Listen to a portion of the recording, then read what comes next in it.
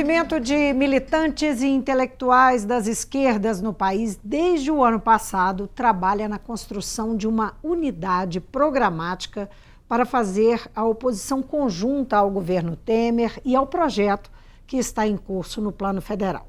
Vários grupos de trabalho desenvolvem grandes temas. Um deles é a reforma urbana, que vai muito além da questão da moradia nas cidades.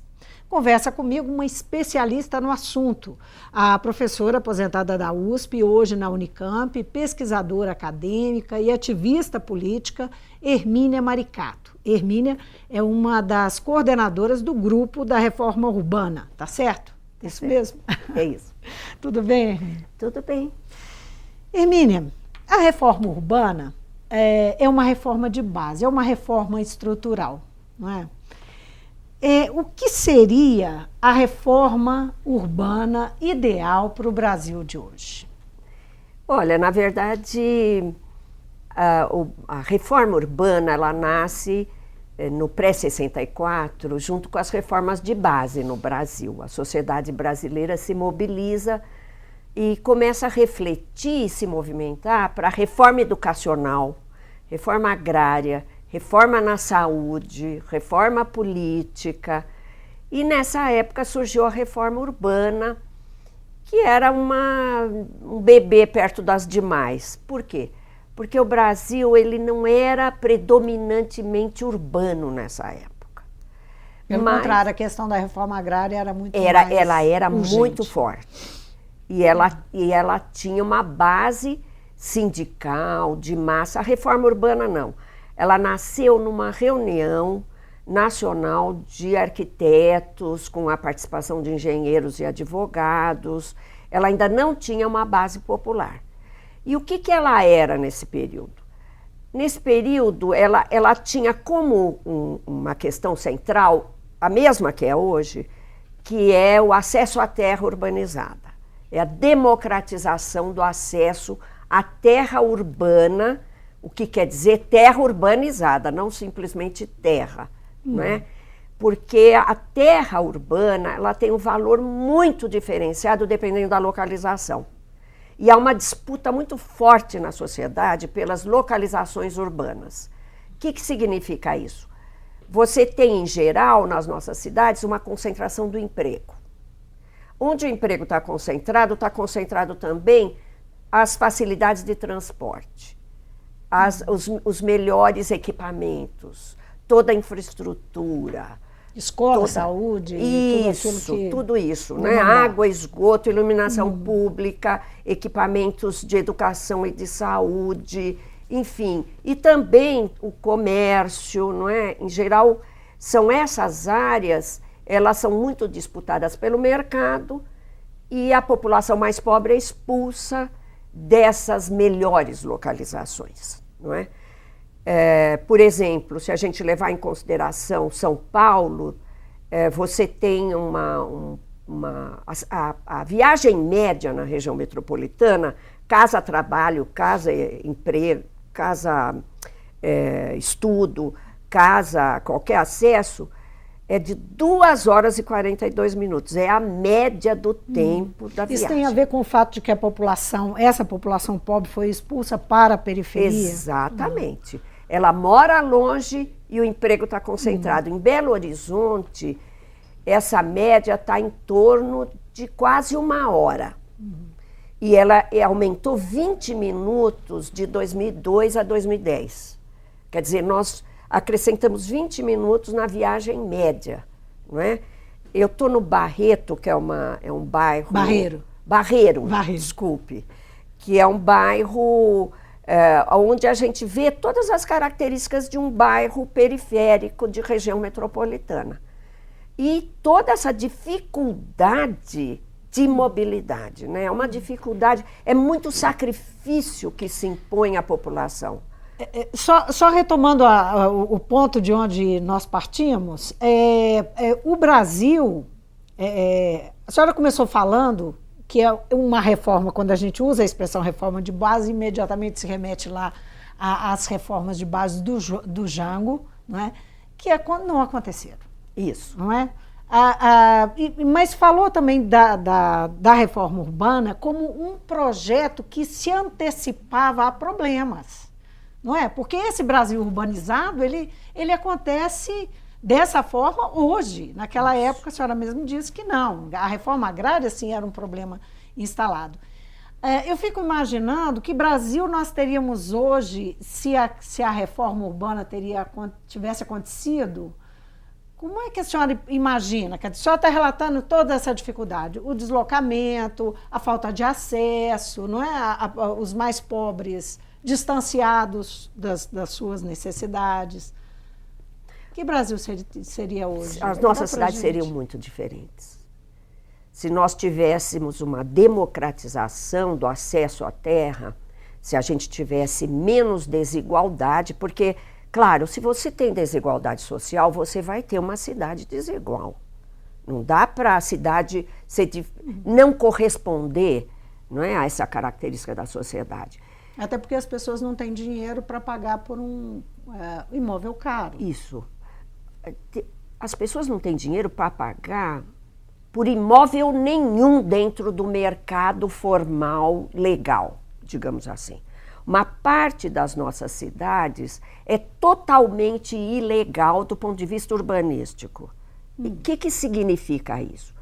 A propriedade fundiária não é registrada, ou imobiliária, a construção não segue código de obras, nem lei de parcelamento do solo, nem lei de zoneamento, e nem a legislação ambiental se aplica, não é?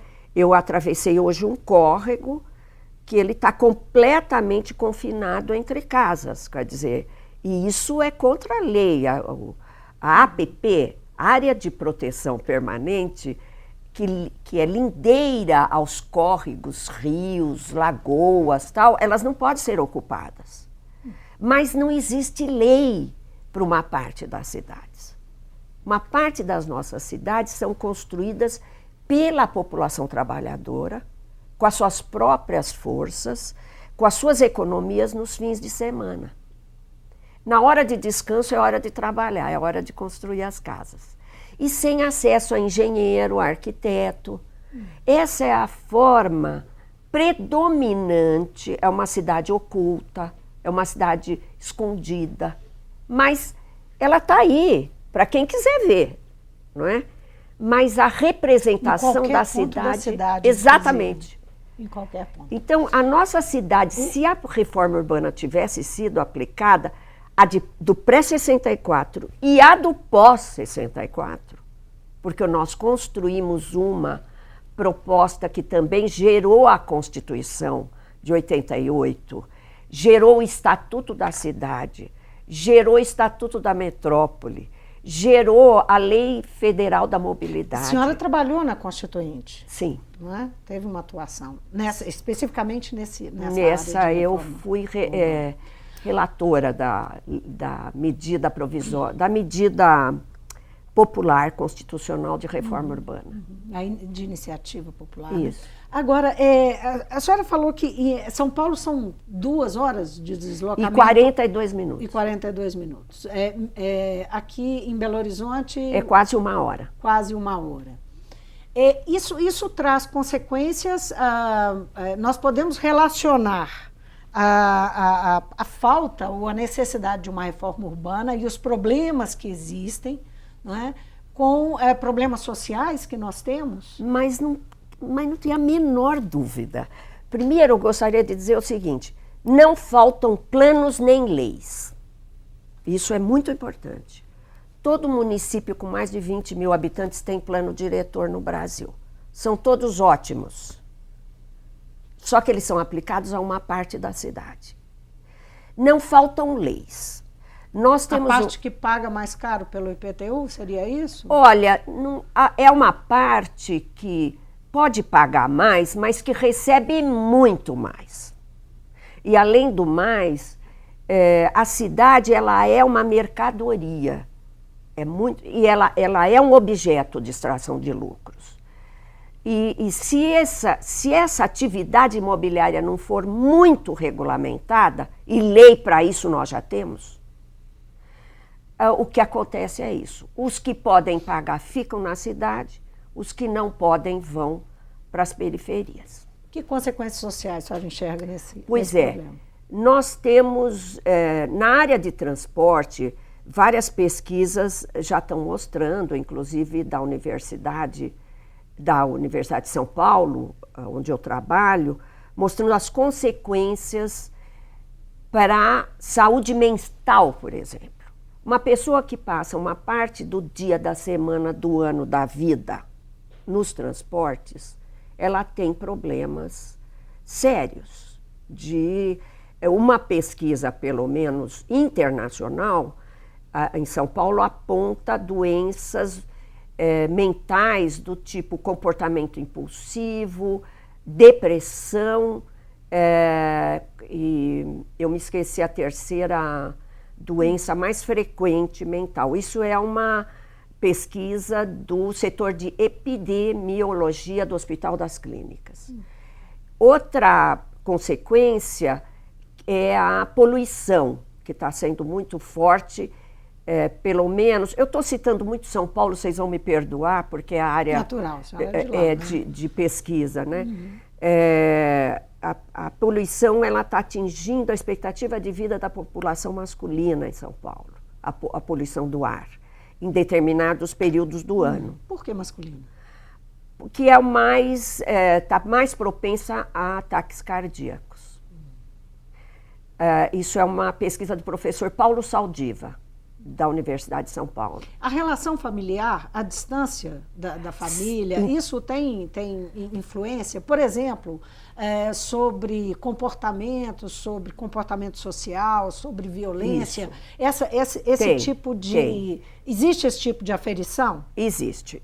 Me lembrem de falar das epidemias de saúde, mas eu quero Interrompi seu raciocínio. Eu quero falar dos problemas também de gênero, que são importantes, que tem a ver com a questão familiar, né?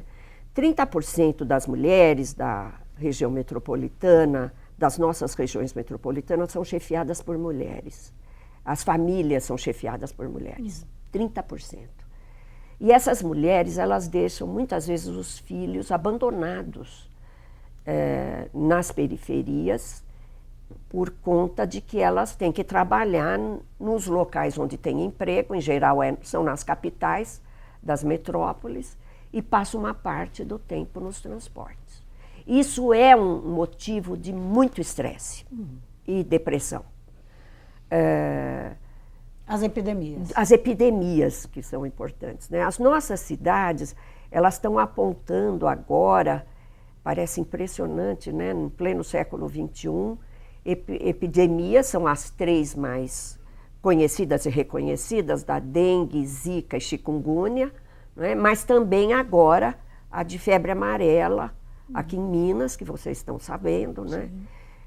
E essas epidemias, elas se devem à proliferação de um mosquito que tem muito a ver com o processo de urbanização na periferia.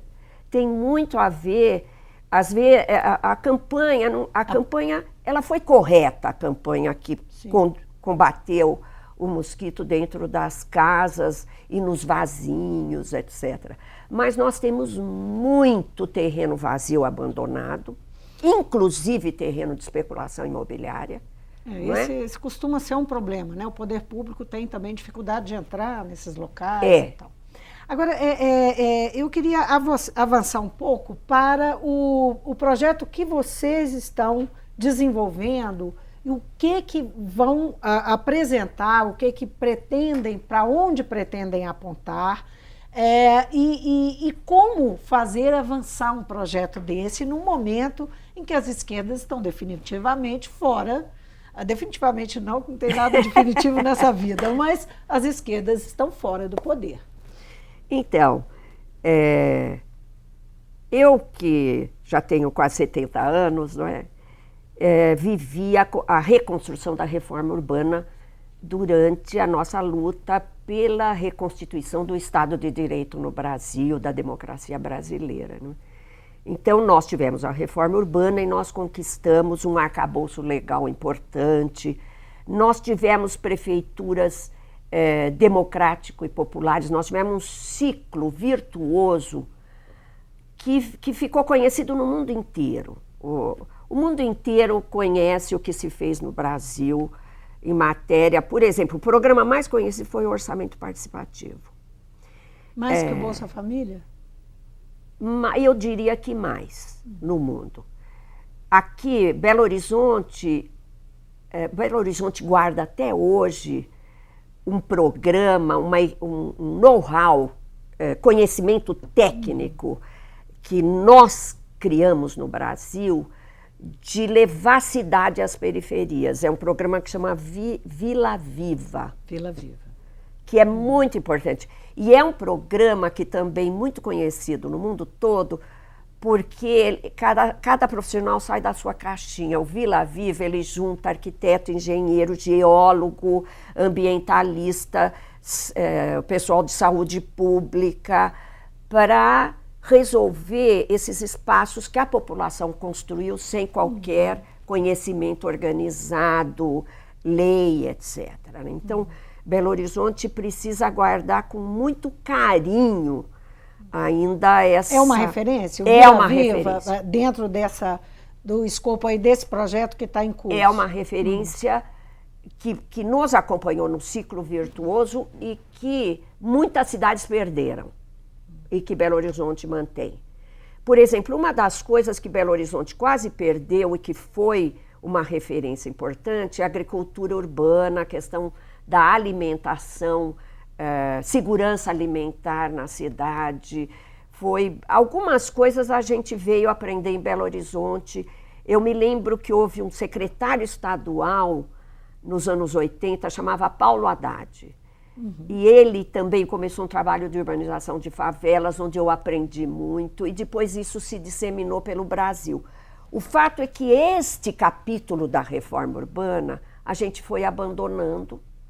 O orçamento participativo, que é fundamental porque, gente, eu vou dizer uma coisa, controlar os recursos públicos, ter controle social sobre os recursos públicos, é absolutamente fundamental para a sociedade.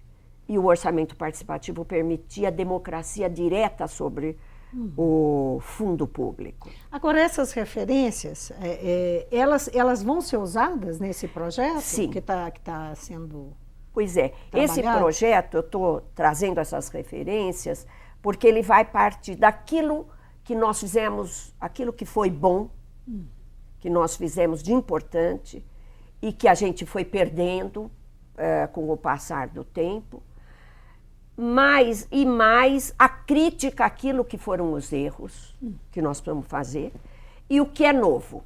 É uma coisa que está ainda incipiente? Em que pé que está? Ele é um projeto que está no seu início. Nós, por enquanto, é a 4ª cidade que está sendo formado um núcleo de discussão do projeto e de formação. A senhora está aqui, inclusive, por conta disso. Por conta disso e para um evento nacional da Pastoral dos Moradores de Rua, que cresceu muito a população de rua. A reforma urbana é um dos temas que está sendo trabalhado dessa forma pelo país. Isso. Não é? Construindo esses núcleos para desenvolver esses conteúdos. Para retomar a proposta de reforma urbana. Não é? Retomar o que a gente acha não, o que foi, de fato, um ciclo virtuoso no Brasil, que foi um ciclo de poder local com participação democrática e com interação interdisciplinar. Não tem aquela história de que uma secretaria vai para um partido e aí que não conversa com a outra secretaria, que não conversa com uma empresa pública. Não é? Só para o telespectador ter clareza, assim, porque quando a gente fala de reforma urbana, como eu disse no início, a gente pensa em moradia, não é? Quando o governo faz, quando os governos tomam iniciativas relacionadas à reforma urbana, a mudanças, né, na urbanização e tal, normalmente é na construção de moradia. E a gente sabe que é muito mais do que isso. Eu queria que a senhora apontasse, por exemplo, uma cidade de São Paulo, como São Paulo, que todo mundo tem informação sobre ela, ou mesmo Belo Horizonte, do que ela precisa, né? No que precisa mexer para fazer uma reforma urbana? A base da reforma urbana é o controle sobre o uso e ocupação do solo. É simples assim. São as regras de não uso é só, e ocupação. Não são só regras, porque as regras nós temos. E são, é fazer valer. É fazer valer, e é a distribuição da renda, é um controle maior sobre o mercado. Vamos lembrar o seguinte, por exemplo, você falou... Só uma provocação, o que fazer com a especulação imobiliária? Ela precisa ser controlada. O poder público tem condição de fazer isso? Tem. Nós temos lei para fazer isso. Agora você está certo, a sua pergunta é importante. O poder público tem condições de fazer isso? Depende da correlação de forças na sociedade. Por isso que nós não estamos pensando num projeto para governo ou para partido e nem um projeto de curto prazo. Tem que ser um projeto para a sociedade brasileira defender.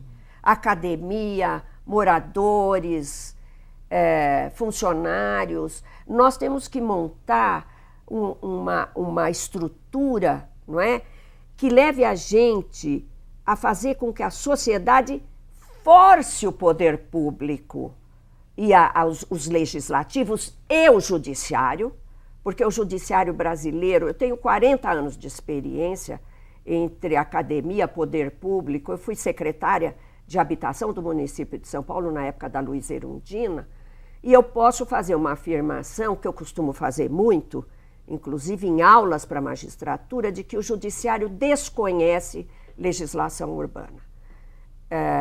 Outro dia eu fiz essa pergunta numa aula para a magistratura e eu ouvi a seguinte resposta muito interessante. Nas faculdades de direito não há disciplinas obrigatórias de direito urbanístico. E veja, nós temos mais de 80%, quase 85% da sociedade brasileira vivendo em cidades. Cidades onde as leis se aplicam de acordo com as circunstâncias. O que nós podemos fazer valer para aplicar a legislação? Claro, é importante que o Judiciário e o Ministério Público conheçam melhor o quadro legal urbanístico. Ele é novo, ele é muito avançado. Que tipo de consequência prática? Nosso tempo está curtinho, mas que tipo de consequência prática tem quando há decisões tomadas por ignorância? Eu vou dar uma... Por exemplo, só para a gente entender. A gente vê, muitas vezes, despejo de população, de terras, com violência, inclusive, né? Bom, em primeiro lugar... É muito comum, esses conflitos estão presentes. Em primeiro lugar, eu queria dizer o seguinte, não há despejos em áreas desvalorizadas que não interessam ao mercado. Há despejos quando as áreas são valorizadas e interessam ao mercado imobiliário. Por que eu estou dizendo isso? Porque nós temos, nas nossas cidades, 1/3 ou 1/4, entre 1/4 e 1/3 da população, São Paulo, Belo Horizonte, Salvador, bem mais do que isso, Curitiba, Rio de Janeiro é um pouco mais, morando ilegalmente. Eu estou dizendo isso, é 1/4 da população. Então, se eu fosse aplicar a lei de acordo com o pé da letra que se fala, né? Eu teria que despejar, por exemplo, área de proteção dos mananciais em São Paulo. Tem 2 milhões de pessoas morando fora da lei. Por que elas estão lá? Não é? Morando mal. Porque elas não têm como entrar num mercado que é altamente especulativo. Um mercado caro. O mercado imobiliário produz moradias muito caras num país como o nosso. E você não tem a função social da propriedade prevista na Constituição Federal, prevista no Estatuto da Cidade, previsto no plano diretor, aplicados nas nossas cidades. Muitas vezes um governante pode querer aplicar e ele não ter forças para aplicar. A propósito disso que a senhora está falando, força de governante, a ex-presidente Dilma, ela tocou um programa que foi o Minha Casa Minha Vida, que era a menina dos olhos do mandato dela, especialmente no primeiro mandato. E no início do segundo mandato, que foi abortado, no início dele, ela disse que levaria o Minha Casa Minha Vida até o fim, mas estava havendo um recuo, né?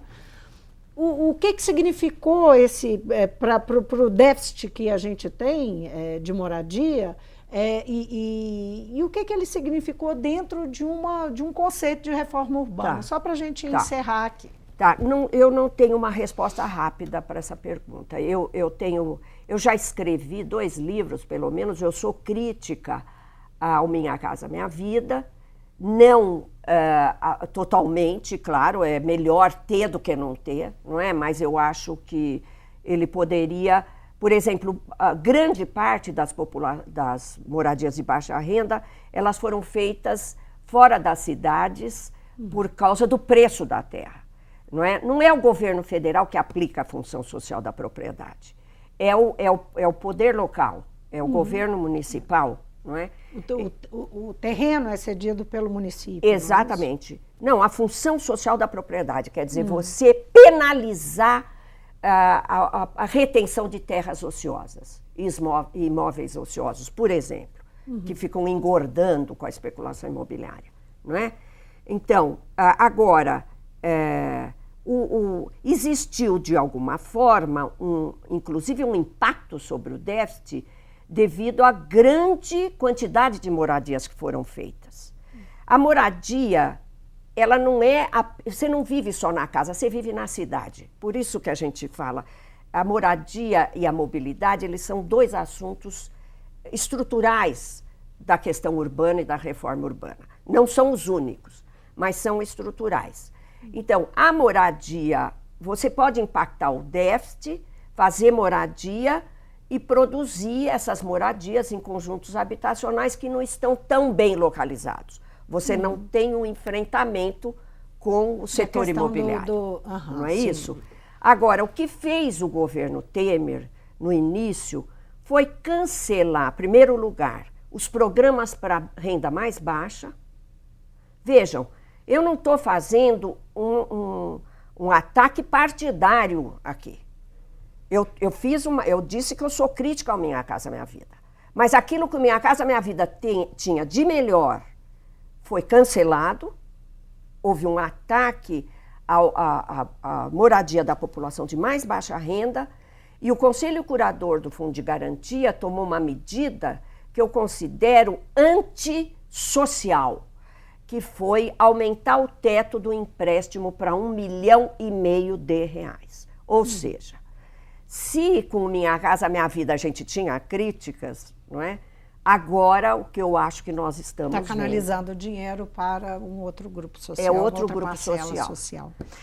Professora, que pena que o nosso tempo acabou. Essa era uma conversa que a gente podia estender muito. Eu agradeço muitíssimo a sua vinda. Foi uma honra trazê-la ao mundo político. Muito obrigada. Vamos apostar num novo projeto para o Brasil e para a redemocratização do país. Obrigada. Eu conversei com a professora Hermínia Maricato. Ela é professora visitante da Unicamp, professora colaboradora do curso de pós-graduação da Faculdade de Arquitetura e Urbanismo da USP. A Hermínia foi secretária de Habitação e Desenvolvimento Urbano de São Paulo nos anos 1990 e secretária executiva do Ministério das Cidades entre 2003 e 2005, além de ter sido criadora do Ministério.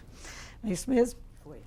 Muito bem. Nosso assunto aqui, uma reforma que o país clama por ela, que é a reforma urbana, a reforma do espaço urbano, já que 85% dos brasileiros vivem nas cidades. O Mundo Político fica por aqui. Obrigada por nos acompanhar e até o próximo programa.